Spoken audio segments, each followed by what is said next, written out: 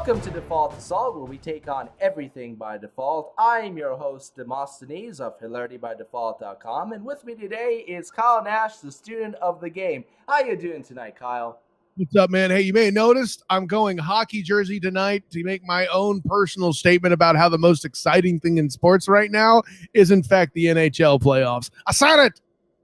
I can't argue. Hockey is one of those sports that I actually do really enjoy watching. It's very kinetic. Kinetic is an excellent adjective. I've never heard it described that way, but hey, there you go. So there have been many films over the entire long history of cinema that have been labeled as required viewing. From Casablanca to Gone with the Wind to The Wizard of Oz to God knows countless Disney flicks. But there's always been one film that has always ended up at the top, at least the top 5 of most lists, if not number 1 or 2. And that is 1972's The Godfather. You mean it wasn't Attack of the Killer Tomatoes? Damn it! No. That's that deserves its own special honor, especially for someone who's allergic to tomatoes. That film is fucking terrifying. Documentary, bitches. What? A recent study. I've actually mentioned this in the show before, but a recent study which focused on how often people lie determined that 30% of people actually lie about whether or not they've seen The Godfather. It is the type of film that people feel ashamed for having admitted that they haven't seen, especially if you consider yourself a fan of cinema. It's a hallmark. It's something that you have to see. Well, tonight we're going to determine whether that holds true. So up until recently, Kyle Nash hadn't seen said required film, The Godfather. And, well, before we get into it, I wanted to ask you, Kyle, what were your feelings? What was your impression of The Godfather before you actually finally sat down to watch it?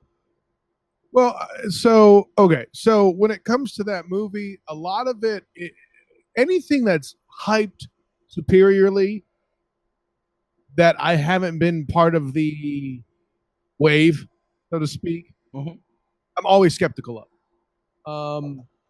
And that became even more true when I suffered what I call the hangover. I didn't see The Hangover in theaters originally, and everyone told me, "Oh my God, are you even alive? Are you human? Do you breathe oxygen? How have you not seen this movie?" So after hearing that for about the umpteenth bazillionth time, like 11-7 more times than I expected to, I went and broke down fine, saw the damn Hangover. I want to point out something real quick. This might be the first time in human history that somebody's compared The Hangover to The Godfather. So make sure to tune in next week when we compare the bench warmers to Sophie's Choice. It's going to be a tremendous show. That's proof this show is ad-libbed, man. No one else would have come up with that.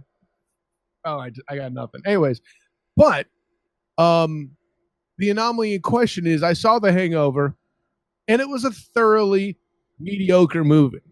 However, I draw ire on it that I would have gone on the rest of my life very happy not having seen this movie and being exposed to the fraud that is Zach Galifianakis. I said it.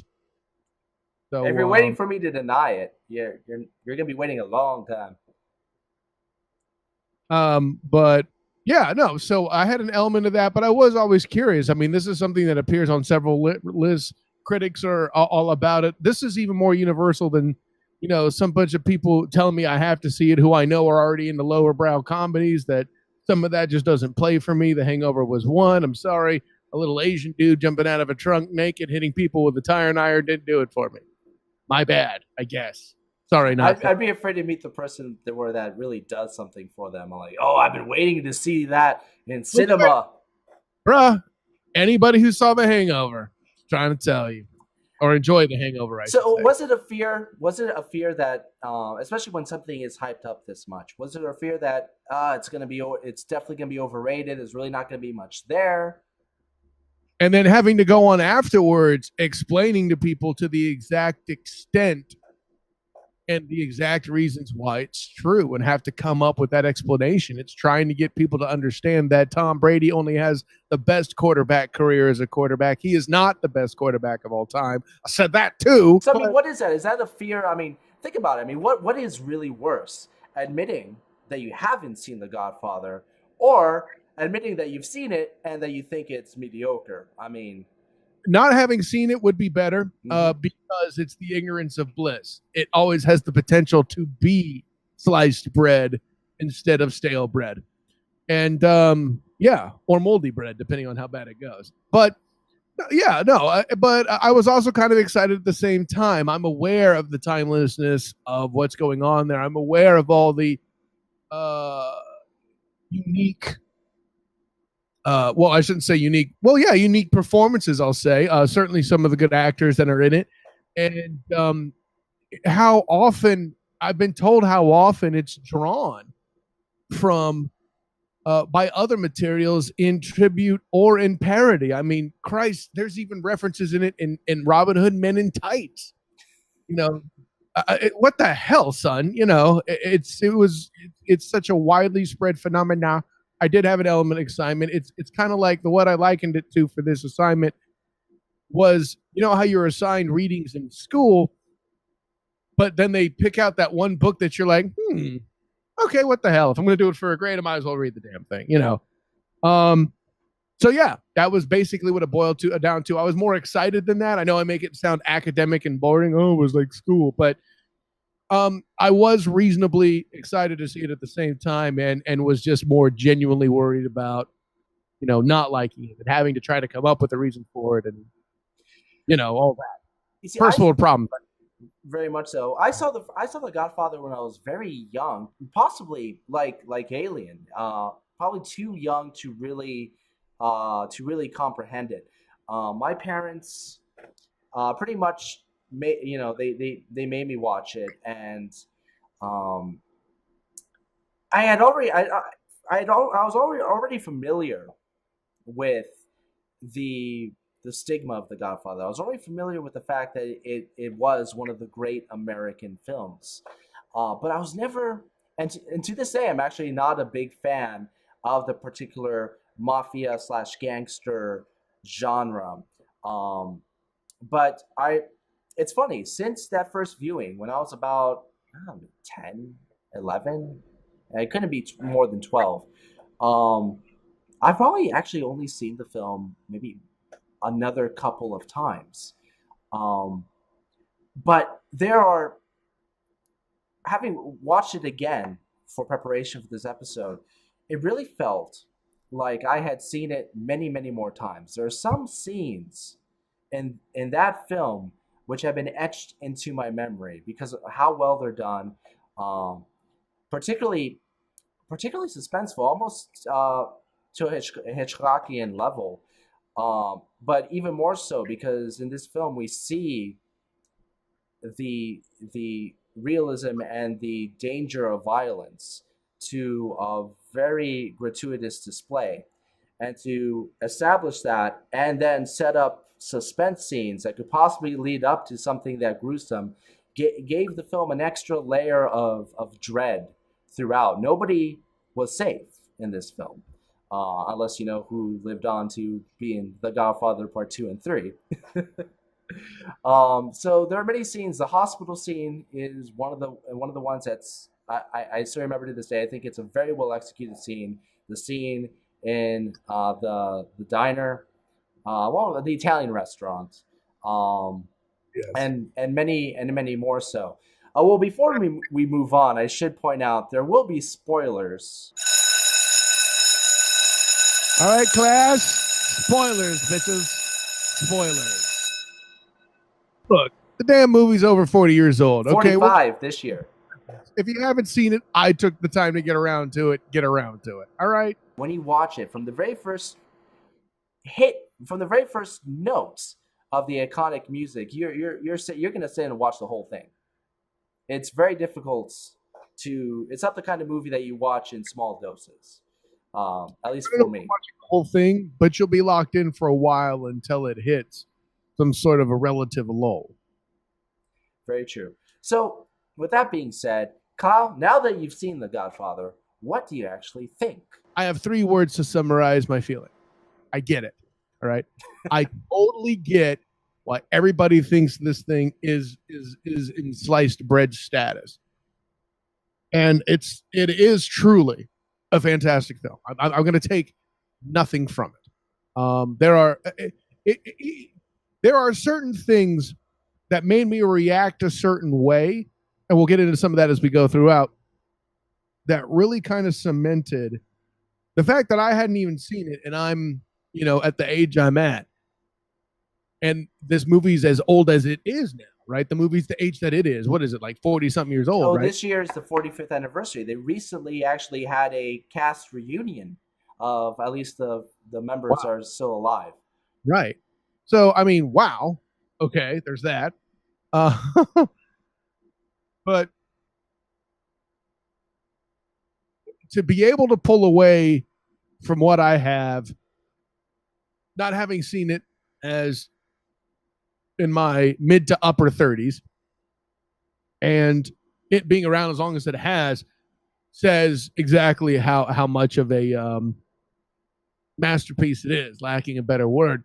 And it's beyond the simple things like, oh, I didn't notice no one was carrying a cell phone. No, not even like that. And like there are some scenes I had seen before,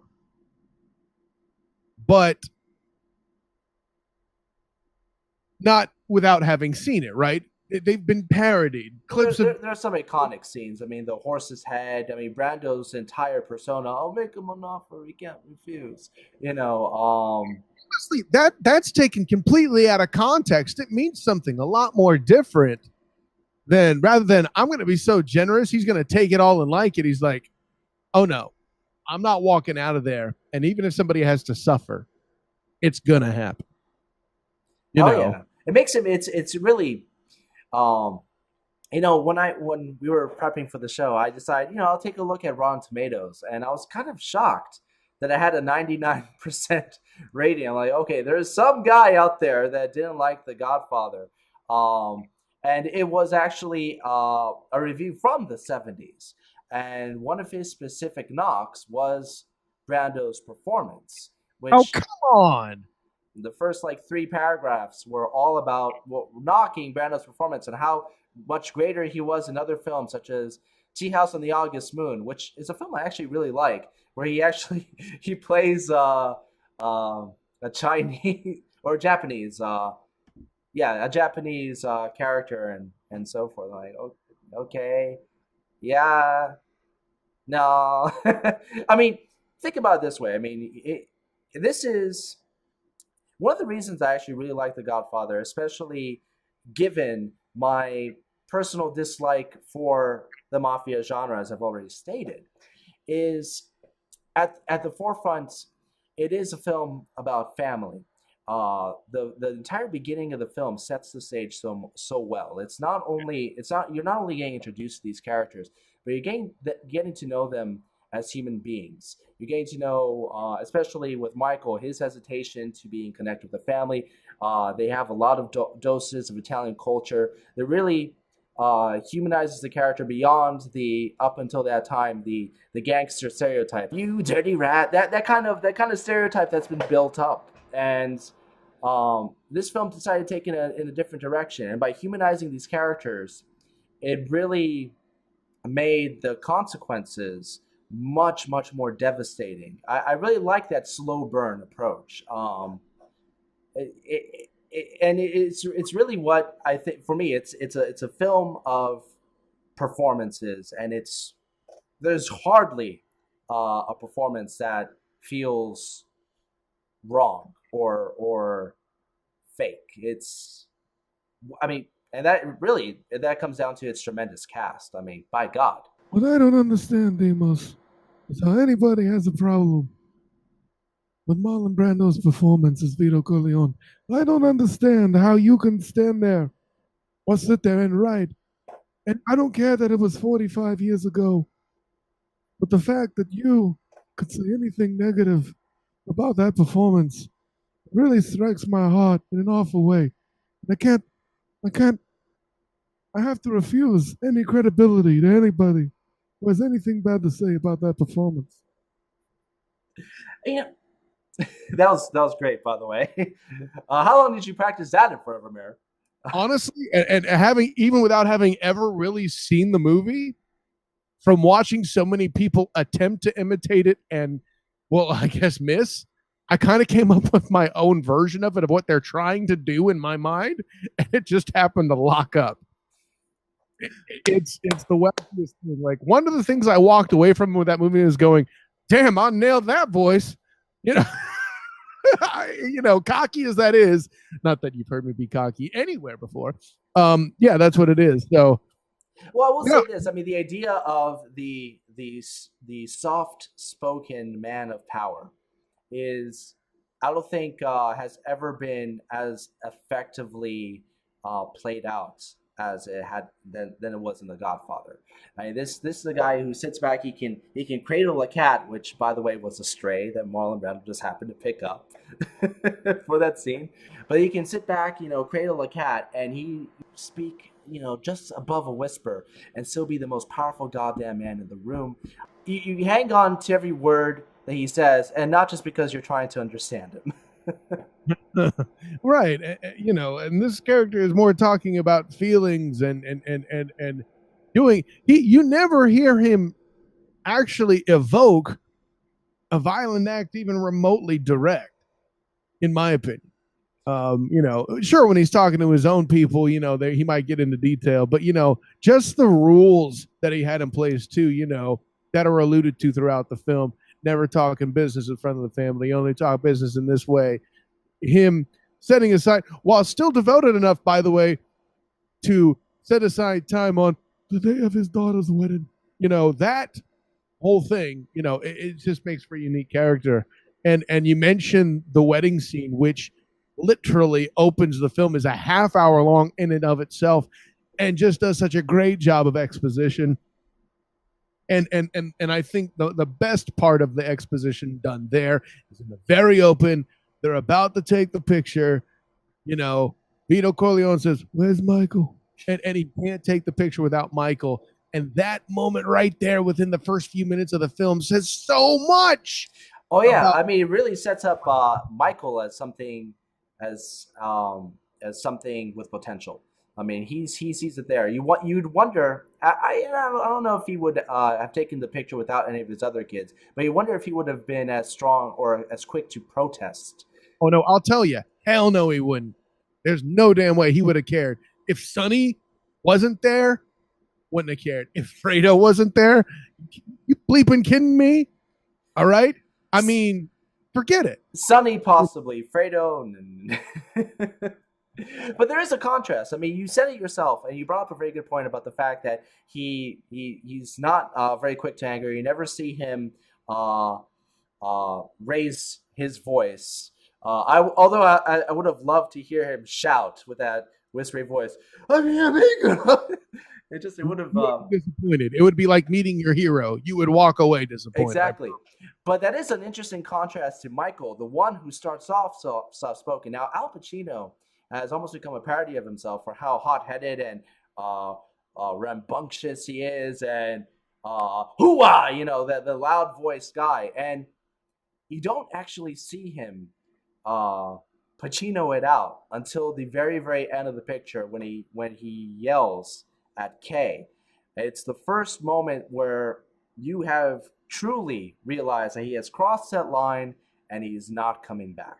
The punching point I wanted to put on Vito Corleone, you mentioned he never really showed a ton of emotion, but when he's, after he's shot, when he recovers there and upstairs in the house, and they're bringing him back up to speed, and all the stuff. See, there's some disaster, and there's some nod, and there's some drama, and there's some good news, and all that.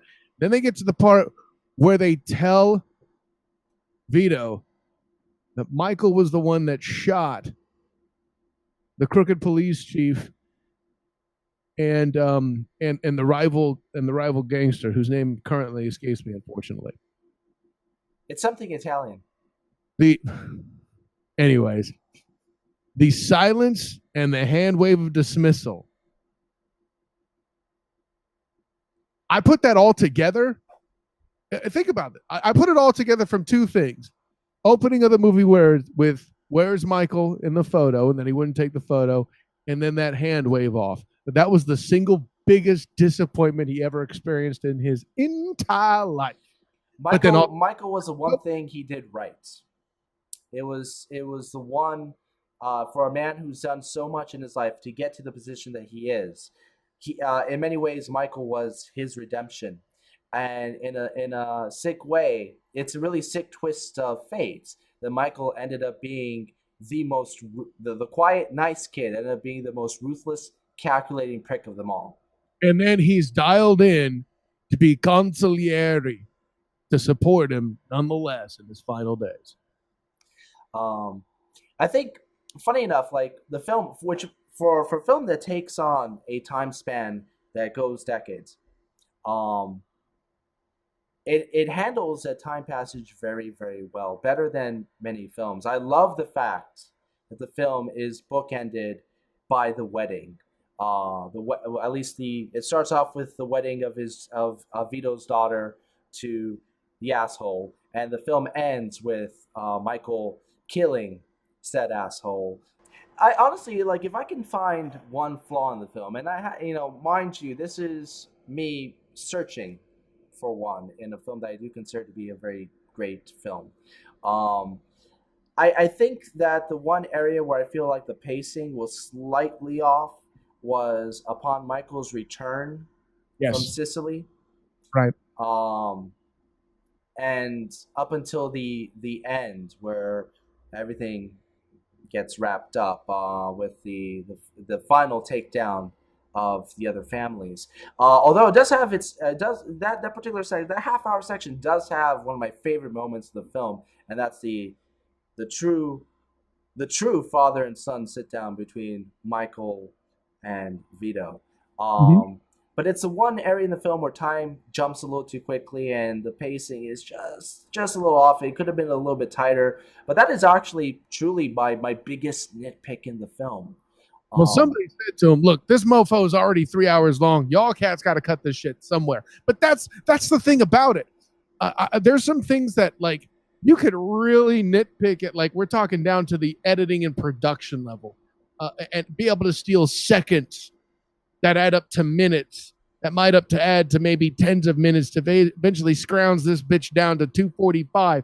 But it would be a challenge. And that's what's so interesting about this movie is like, well, it's 3 hours. Make sure, look, you can't have commitment issues, guys, okay, if you're looking to watch this piece.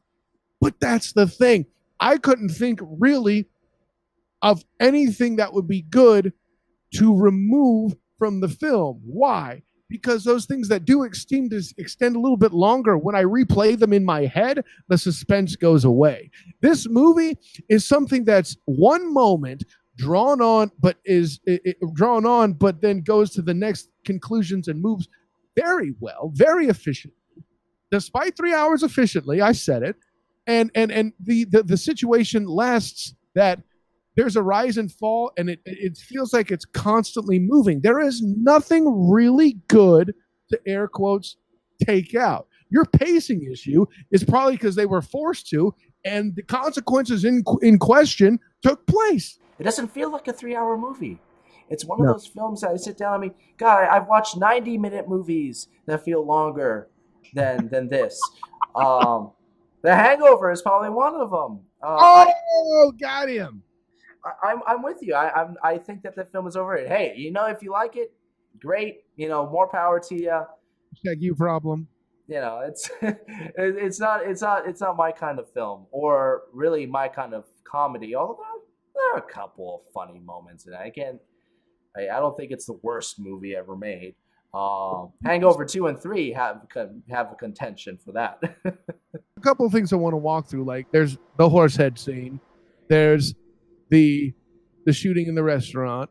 I have to tell you, watching the Sunny scene, when I saw the gangsters spring up at the traffic stop or at the toll booth or whatever, I totally shouted out, "It's a trap!"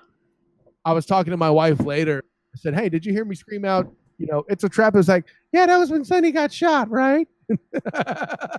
So she had seen the movie before. Yes, yes, she had. And she was very careful to let me sample it. But there's so those are the big scenes there too. Now the hospital scene kind of steps out of this because it doesn't get the same fame and hype as everything else. But everything else, the three main scenes I wanted to cite, like I said, there were um, Sonny's getting shot, the restaurant scene, and the horsehead scene. Look, you've you've heard and seen these already. Even if you haven't seen the movie, you're going to know of those things by now, unless you've successfully hidden under a rock. Um, and even kind of knowing what's coming, those scenes still carried a lot of weight. They were still delivered so well that I felt genuine suspense. Surprise isn't the right word, but I'm just going to say I felt still impact from all of the above. Now, would you say that's partly due? I mean, besides the editing and the staging, would you say that's partly due because you've now connected to these characters, and now you actually, even though you see the trap coming, you feel much more invested? Yes, to say all of the above. I think there's a fundamental amount of experience going on there. You mentioned the production value. Of course, that's real good. And not to mention, look, the whole the only thing that, first of all, the thing that tipped me off about what was about to happen to Sonny is when he's actually driving up to the toll booth. The way they set up Carlo, you know, uh, potentially cheating. We'll say maybe he was, maybe he wasn't. Maybe the call was just a setup. I don't know, but we do know he was beating on his old lady, right? And that whole situation to bait Sonny into the Admiral Akbar moment was effing great as a device, by the way. That I mean, funny enough, that is watching it with my family. That is the one scene I actually remember in my mind. Um, my family's reaction. My mother, in particular, she's like, "Oh no, not Sonny. You know, he's trying to protect. You know, that's the one scene that inspired um, an out loud emotion, and it has a power to it. And it's a scene that has been ripped off or paid homage to quite a bit. Training Day is one that pops in my mind immediately as a successor, although I don't believe it was done as well. look, I could talk about, a scene I really enjoyed being him pulling up the chair to sit next to Carlo and talk to him before eventually having him killed. Now that's been done so many damn times. I had at least 3 or 4 examples that I don't remember right this instant that came in my head just when I saw him slide that chair over, but that's not one of the iconic scenes. I mentioned these iconic scenes to transition to the original question of, is The Godfather required reading? Now, yes, it's something that has been revered as one of the best movies of all time. Will I say that? Maybe. Not really. I'm not devoted to it to that extent. However, I would definitely state this is required reading because it doesn't have the ability of cheap tricks or anything like that, or surprise or anything to draw you in. It just does. Bleep that out if you don't like it, Demos. It had to be said that way. B. Yeah, that's right. That's a production call out for you. So, and B, there's a whole portion of the damn film where Michael's in Italy and there's no effing subtitles. They're talking Italian the whole damn time. But you still know for a fact everything that's going on and you're drawing emotion from it. Demos, if that doesn't set the table with what good acting and good production should look like for anybody who's looking to study or claim they enjoy film, I don't know what is. Period. To paraphrase the answer that you gave to a question of mine from earlier, yes.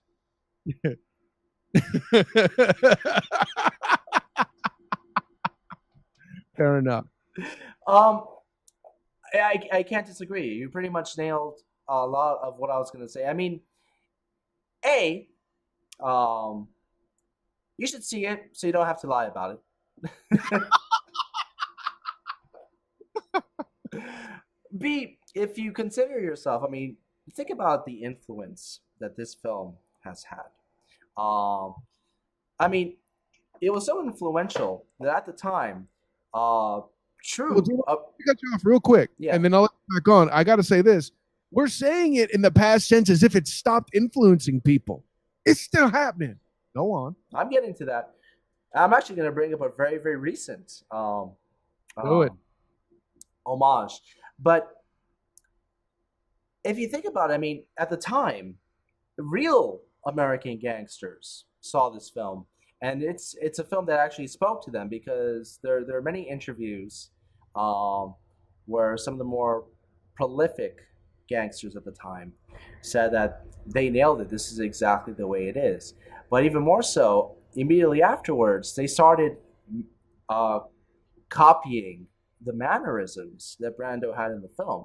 So something that was unique to The Godfather ended up becoming an actuality in in the mafioso community. Yeah. Uh, they meet every Tuesdays. It's a fantastic group. But if you consider yourself a fan of, I mean, think about films like Goodfellas, or a lot of Scorsese films, or hell, television. The Sopranos, considered one of the greatest television shows of all time, probably wouldn't exist if it wasn't Even for The Godfather. Even Boardwalk Empire, which is an Irish gang, still steals stuff from it. I remember distinctly a scene where Steve Buscemi moves a chair over to talk to a guy, and I instantly pulled that out when I saw Michael pull that chair over before he talks to Carlo. Um, but you see, that's the point. I mean, I don't want to compare it to this, but in the same way that Star Wars revolutionized science fiction film, space operas, and so forth. Yes. Um, change Nothing was the same after Star Wars. Godfather, it's the same way when it came to that genre. Nothing was the same after that. You couldn't go back to the stereotypes of gangsters after that film. That was done. These are no longer cartoonish characters. These are real, terrifying, true individuals, and even more terrifying is what they can accomplish and the power that had, did, and currently still do. Um, Exposition of the power of the dark side than anything Star Wars: A New Hope did. I said it. but I mean, when it gets to the point where even, when I think of The Godfather, funny enough, the very first image that comes to my mind, although this is a little bit more of a parody of the Goodfellas, is if you ever saw Animaniacs, Oh yeah. and you had the pigeons, and you had the Godfather pigeon, and so forth. I mean, when you get to the point where children's entertainment, even Zootopia, that had the little mole that spoke like Marlon Brando. Have you seen Zootopia? I have not yet, but I have a 3-year-old. That day's coming. You will watch it and you will see the scene I'm talking about. You'll be like, son of a bitch. I will add one piece of trivia because I cannot resist. Um, there is a connection between The Godfather and James Bond.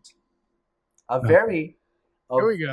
a very um, big connection. One of the most famous events in American film history. Now, think of it at the time. Roger Moore has finally been announced as the new James Bond taking over for Sean Connery. He's presenting at the Academy Awards. He's presenting Best Actor. Now, of all the infamous, and there haven't been many, refusals of an Academy Award, nothing tops Marlon Brando sending, I forget her name, Little Feather or whatever, sending the lady in Indian garb to refuse the Oscar, um, due to America cinema's representation, or more accurately, misrepresentation of Native Americans in film. Which And ironic as hell, but go on. well, you see, the reason I'm forgetting her name is because I was reading Roger Moore's autobiography, and he kept referring to this lady as Minnie Haha. Because Wow. he describes the event from his point of view. He was up there, and the lady comes up and she waves at him, and he didn't know what was going on. He was just presenting the Best Actor award, and so when she waved at him, he raised his hand because he thought that she was saying "how" to him. So he said he was trying to say "how" back, and she blew him off. So after the ceremony ended, and because of all the stir and the commotion it caused, Rushmore was left with the Academy Award. He took it home because he didn't know what to do, and his family, his little daughter, was like, "Daddy, you finally won an Oscar." And he's trying to tell him, "No, no, I didn't win it. There was something, something went wrong." And then his daughter looks at him and says, "You should give it to Michael Caine." Nice. Wow. I mean, that gives some context for the whole thing that just went down with La La Land and Moonlight, I guess. But Yeah, when it comes to Academy Award gaffes, I would say that this one trumps it because at least in The Godfather, there was an agenda there. La La Land was just oh yeah, no, straight up. that wasn't a gaff. That was a statement. Yeah. Yeah. And George C. Scott, actually, right before this, had also very recently, up to The Godfather, refused. So it was almost it was starting to become a weird trend. So at the end of the day, we both agree required viewing. If you haven't seen it, you suck. And you can change that. You can change that by watching the film. Uh, yeah, it's one of those films that is talked up quite a bit. It's earned its recognition. I don't believe it's an overrated film. It may not be your particular choice of genre, but I think that in the same way that it's not my particular choice, I think it's a film that you can definitely still enjoy and get quite a bit out of. And if you don't, great. Let us know in the comments below. Do you think that Godfather is overrated? Do you think that it's a waste of time? You're wrong, but let us know in the comments below. I mean, if you're somebody like, and I haven't seen Goodfellas, so I won't, attack it or anything like that. But if you're somebody that needs a lot more bang bang explosions and R to get a movie across, first of all, get a hold of your life. A, B, if you're that person, maybe you'll like Goodfellas better. There is an I explosion in The Godfather, though, so Michael Bay can watch it. oh god. I'm glad I haven't had dinner yet, Demos, because that comment almost made me puke. Funny enough, Goodfellas versus The Godfather. I will say one thing. I think that at the moment, and Goodfellas, once again, it's not a genre. Gangster genre is not a genre that really appeals to me. So I haven't seen the Goodfellas in a long time either. I really like it. I think it's a great film. Not a particular cup of tea, like I said, but I will say that at the moment, I probably enjoy watching Goodfellas more, but I think The Godfather is a better film. Both great films. Well, that's my take. But I want to ask you, the audience, something. Which films do you believe are required viewing? Which is the film that you feel that every human being on the planet should watch? Well, that's it for tonight's episode of Default Assault. Make sure to check me out at hilaritybydefault.com and follow me on Twitter at defaulthilarity. Also on Facebook while you're at it, Hilarity by Default. You can find Kyle at On Twitter at the SOTG, of course, as I mentioned earlier, and check out the Student of the Game Facebook page as well. If you, for whatever reason, miss it here on YouTube, you'll probably be able to check it out there on the Student of the Game YouTube page as well. Booyah. Perfect. And until next time, we'll see you later by default.